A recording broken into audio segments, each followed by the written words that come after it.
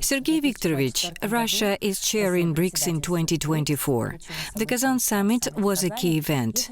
Can you summarize the main results of the summit and Russia's chairmanship in general? Firstly, the summit showed that BRICS is growing rapidly in credibility, and many countries want to join it.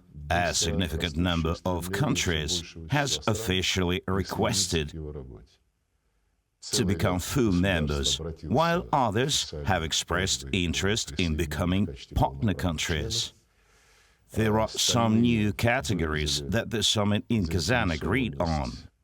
We increased the number from 5 to 10 just last year, so we decided to limit ourselves to creating categories for partner countries, forming this group so that new and old members of BRICS could work together and found synergies. The Russian chairmanship has done much in this regard. The work was friendly and there was mutual understanding in almost all major issues. There were always some nuances, but the declaration we adopted was based on what we called the balance of interests. No one was trying to pressure anyone, as happens at Western forums. Instead, they were looking for mutually appropriate and mutually acceptable formulations. And such formulations were found on all issues. The main idea of this declaration is the need to significantly increase the share of the Global South and the Global East in global governance mechanisms, including the Security Council of United Nations, the International Monetary Fund, the World Bank, and the World Trade Organization. With regard to the international monetary and financial system, there is consensus on two key conclusions. The first is to demand that developing countries, particularly the BRICS countries, as the fastest growing economies, should have a number of votes on the boards of the International Monetary Fund and the World Bank that corresponds to their real weight in the global economy and their contribution to a gross domestic product. Now that the number of votes is significantly underestimated because the United States is adamantly refuses to relocate quotas and give up its votes. Right now, the United States has a package that gives it a veto power over decisions made by the International Currency Fund, which is not a good thing. The same situation is with the World Trade Organization, where the United States has been blocking the dispute settlement body for many years, at least 10 years in fact, and this is exactly what the World Trade Organization was created for, to deal with inevitable conflicts between market participants and mutual accusations of dumping, overpricing, and unreasonable tariff increases. All of that has to be dealt with by this very dispute settlement body. With the fund blocked, there is no quorum there, and the United States is not going to fix that situation. So the reform of existing institutions is certainly on the agenda, while at the same time, and this is the general view and one of the most important conclusions of the BRICS work, at this stage before the finish of the Russian chairmanship, everybody wants to create alternative payment mechanisms, interbank settlements, mechanisms using national currencies, insurance mechanisms that will not be directed against the system established after the Second World War with the dollar as its backbone. And if we have an alternative system, given the fact that the dollar is increasingly being used as an aggressive weapon in the world's economy, and no one knows who will be the next victim. No one is immune to such power abuse from the dollar. given such a desperate position of the United States in today's world as they feel their dominance is slipping away. Of course, it's not going to go away quickly, but it will take a long time. But they want to use everything, including the most forbidden techniques, to preserve their dominance. So protection against this, creation of a settlement system and payment platforms independent of such risks, make up a common task now, and this was on the agenda at the Kazan summit, as well in meeting that took place throughout the year before, finance ministers and heads of central banks, and they developed recommendations. They are not complete yet, but they are already allowing us to start building strong, sustainable and long-term systems.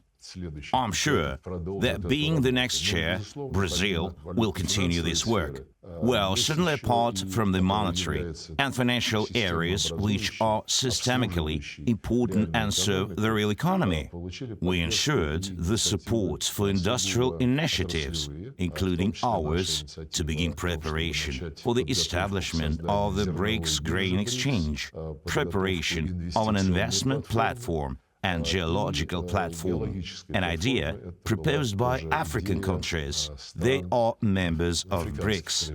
Apart from that, 2 projects were put forward to set up working groups on transport and nuclear medicine. All of this was supported both at the BRICS meeting itself and in the declaration that we adopted, and when the BRICS Outreach Plus Summit took place on the next day after the Kazan event. All 35 participants, BRICS members and guest countries, supported this spirit and this vector of movement that had been formed in previous years, but which was accelerated under the Russian chairmanship, largely because we see a sharp increase in interest in BRICS. As I mentioned before, the BRICS is seen as sort of the vanguard of the movement towards a fairer world and a movement to defend against the dictates and tyrannies still widely used by the Western collective in international relations. How would you evaluate the results of the implementing stronger interparliamentary cooperation among their participating countries as one of Russia's priorities during its chairmanship? There have been several meetings between members of the BRICS legislatures and their supporters in the outreach format, and from countries that have not yet established ties with BRICS. For example, there was a session of the Interparliamentary Union in Geneva earlier this year. Russia is the part of that association. On the sidelines of this session, there was just an event between parliamentarians from BRICS and others interested in building relations with BRICS. The second issue in our interparliamentary program is to hold the first ever BRICS meeting of the heads of foreign affairs committees chairs of national parliaments. Again, this was the BRICS Plus meeting, and it will probably become a permanent feature of our association's work for years to come. The 10th BRICS Parliamentary Forum was held, and this structure has been in place for quite some time. Parliamentarians from the Commonwealth of Independent States Interparliamentary Assembly participated along with the head of the Tanzanian Parliament as president of the Interparliamentary Union. There was some criticism of that, but it was ignored, because the Interparliamentary Union, particularly their leaders, have to interact with all the legislative structures of the member states. So I see a very good future for parliamentary engagement, and we will support it in every way possible. You have already mentioned the expansion of BRICS with new members such as Egypt, Ethiopia, Iran, Saudi Arabia and the United Arab Emirates. What positive changes have taken place in the association as a result of their joining? The credibility has increased because the new BRICS, or the big BRICS, as our Chinese friends call it, already produce 35% of the world's gross domestic product, if you count on purchasing power parity. The president referred to this figure and stressed that it's already significantly higher than the group of 7 countries share the world gross product by several percentage points. In my opinion, 42% of the world's population is a serious figure. Over 30% of the landmass and around a quarter of the exports of goods on average. This is an impressive figure, and it's certainly only going to grow along with industrial production in BRICS countries, and those countries aspiring to join them. As for the countries that join, Egypt is the leader and the largest economy and the most influential country in North Africa, and the Arab League. It is Cairo where the headquarters of the Arab League is located, and it is in Ethiopia where the headquarters of the African Union is located. It is also the kind of partner that acts both autonomously and as a representative of the whole African Union. Certainly, the Islamic Republic of Iran is a potentially very strong state economically, especially given the fact that it has the 3rd largest oil reserves in the world. The Emirates is one of the leading logistics, trade and re-export centers of the modern world economy. Everyone is well aware of this. And Saudi Arabia is also a leader of the Muslim world and the country where the 2 holy places of Islam are located. Each of these countries has a well-deserved reputation and is respected in the world. Of course, they contribute to the credibility of BRICS as a whole. One more fact. After the enlargement, the combined population of BRICS countries exceeded 3.2 billion people. 200 million. In this regard, can we say that today the BRICS influences global processes not only in its 10 members, but also in the states of Asia, Africa and Latin America? Well, it influences domestic processes in the sense that when people get information about the work of BRICS, the successes of BRICS, and the plans that BRICS put forward and what it achieves, they want to join this fair and mutually beneficial process. And during elections, people from the Global South and Global East predominantly vote for those politicians who support the same slogans and claim to want closer ties with BRICS in one way or another. I mentioned earlier that some countries want full membership. This issue will be discussed over the next year, but many just want to participate in certain BRICS events.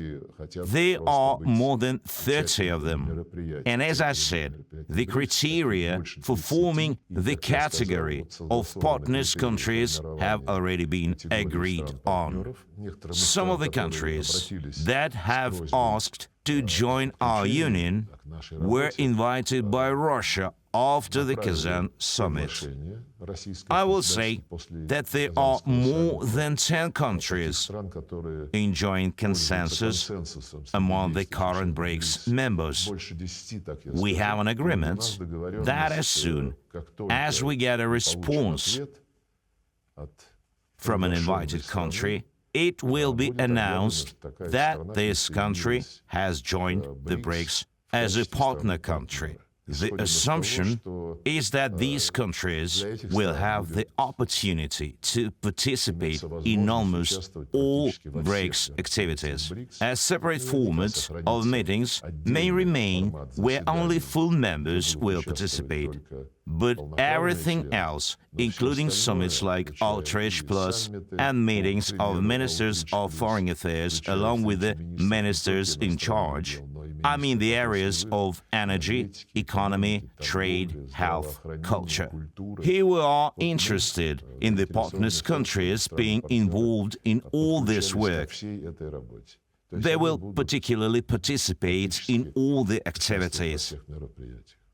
While we are at it, how is the interaction of cultural and humanitarian cooperation between BRICS and BRICS Plus countries developing now? There have been a lot of events, and these events have generated very wide interest and resonated significantly.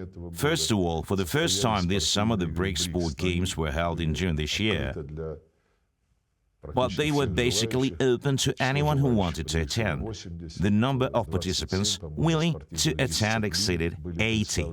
I think 27 sports disciplines were represented at these BRICS Games, and I'm sure we will continue our work to make them regular.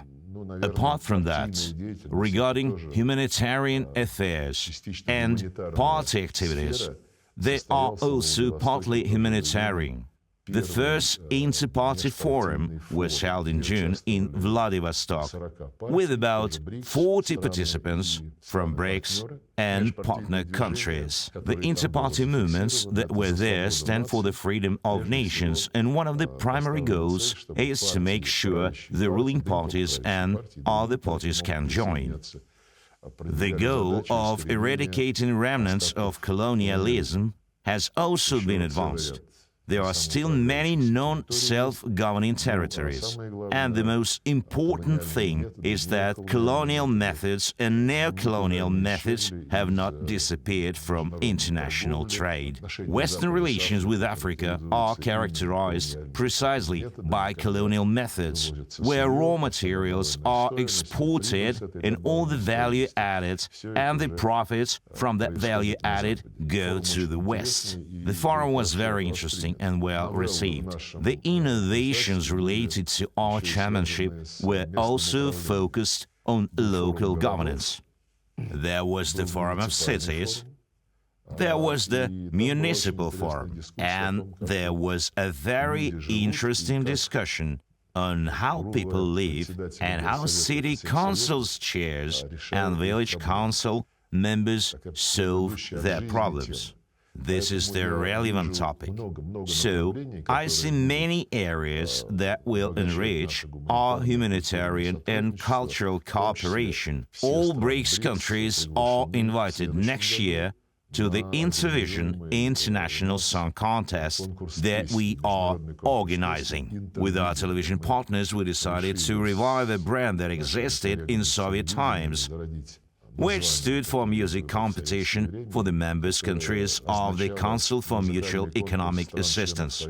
Now, it seems to me that the Intervision, available for everybody, will be an important cultural factor that sends a signal to humanity that it is better, it's not scattered to our individual corners, but to live together on the same planet. In Life with a Song.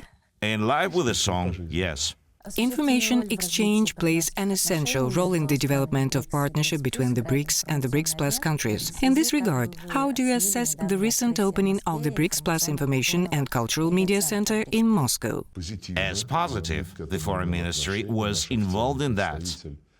Our official representative attending that event. By the way, there were some very big events in the media area this year. In September, we held a media summit timed to coincide with the TASS 120th anniversary. There were a lot of interesting activities.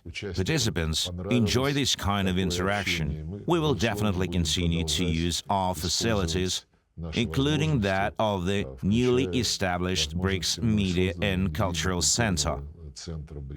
You have already mentioned Russia will hand over the BRICS chairmanship to Brazil. Apart from the payment system and this topic, what other discussions do you look forward to? What are your expectations for the performance of the BRICS in 2025?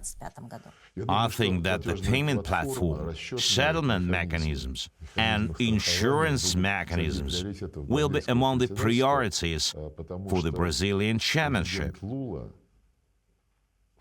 Because last year, at the BRICS summit in Johannesburg, President Lula raised the issue of alternative payment system during the Russian chairmanship. Our finance ministers and central bank governors worked in response to this initiative enshrined in the Johannesburg Declaration. As I said, there has been progress, but we need to take it to the logical conclusion so that there are complete mechanisms to be utilized. And I have no doubt that our Brazilian counterparts will work with immense enthusiasm, given that this is an initiative of their president. But I think President Lula himself will make sure that this topic will be one of the most important. We look forward to continuing to work on Russian initiatives, and I'm sure we will. That includes the grain exchange, the investment platform, the transport group, and the nuclear medicine group. These things are purely of applicable nature that all BRICS members are interested in, and I have no doubts about that, so we will actually support the Brazil. The philosophical basis for BRICS activities will remain unchanged. I mean the general movement towards democratization of international relations, the movement to increase the role of developing countries and the world majority countries in global governance mechanisms. I mentioned the International Monetary Fund, the World Bank, and the World Trade Organization. This work will certainly continue simultaneously with the creation of our system, independent of external risks. But that includes better, more equitable representation of the countries of the Global South and the Global East in the mechanisms of global governance. Of course, this also includes the reform of the United Nations. First of all, it is the Security Council, and here we have reaffirmed our position quite clearly. We exclusively support increased representation from Asia, Africa, and Latin America, because the West is unfairly overrepresented there. Among the 15 members of the Security Council, 6 of them represent the West, which does not correlate with any statistics regarding population in terms of industrial production and the size of the countries concerned. We specifically support India, and we specifically support Brazil, and we specifically support the collective initiative that the African Union has pushed for the Security Council reform. Yes, I probably would not have outlined all aspects of our work in Kazan if I had not touched on a few foreign policy aspects. They came out of the discussion and which are enshrined in the declaration. The particular focus was on the crisis in the Middle East, the catastrophe of the Palestinian people, and catastrophe that is now spilling over into neighboring countries such as Lebanon, Iraq, Syria, and Yemen. And there's a pretty strongly worded paragraph in the declaration about the urgent need to stop this bloodshed, and we did not turn our backs on it. On the contrary, during the preparation for the summit and the summit itself, we actively discussed, and the President himself mentioned this topic as well.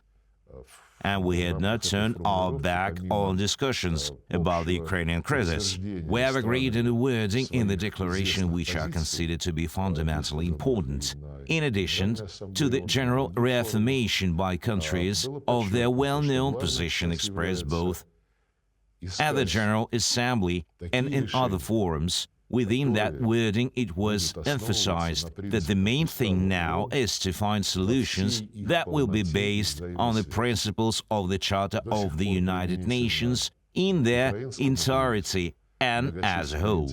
So far, regarding the Ukrainian crisis, numerous initiatives are heard, many of which are formulated in good faith. But none of these initiatives contains a phrase saying that the principles of the Charter of the United Nations should not be applied selectively, but in their entirety and as a whole. What that means is that the West prefers to talk about Ukraine only recalling the principle of territorial integrity, and formulates the stance in the way as if there are no other principles in the Charter. But in this Charter of United Nations there is also the principle of self-determination of peoples, and the General Assembly has declared the respect to the sovereignty and territorial integrity of all states whose governments respect the principle of self-determination of peoples, and therefore they represent the entire population living in the territory. And the racist regime that took over in Kiev after the coup 10 years ago, does it represent the southeast of Ukraine, Crimea, which immediately refused to recognize these putschists 10 years ago? But most importantly, even before the principles of territorial integrity and self-determination of peoples are mentioned, the Charter of United Nations requires all UN members to respect human rights regardless of race, sex, language, and religion. Being very vocal in every occasion about themselves as a champion of human rights, Western countries have never mentioned it in the context of the Ukrainian crisis. And the fact that Ukrainian authorities passed laws over the last 10 years prohibiting the use of the Russian language in any areas such as education, the media, culture, and everyday life. But doing that, they flagrantly violate the Charter of United Nations. But the supporters of the settlement based on the principle of the Charter of United Nations are blind to it and do not want to notice it. In the same manner, they did not notice the prohibition of the canonical Ukrainian Orthodox Church. Based on all of this, based on the fact that key principles of the Charter of United Nations are being violated by the Nazi regime in Kiev, and the fact that the West is praising it and saying, "Well done, you're standing for the European values," this is something that needs to be brought to light. And in this regard, the fact that for the first time the Kazan Summit Declaration enshrined an approach to the crisis in Ukraine that requires respect for the principles of the Charter of United Nations in their entirety and as a whole. I consider this to be one of our major political achievements at this event, especially given the fact that the respected, influential, fast-growing and politically active countries signed up for it. So, as you can see, I guess there's always something we can do better, but we are satisfied with the way our chairmanship is going and the way the summit meetings in Kazan and its culmination event was arranged. Thank you for this conversation.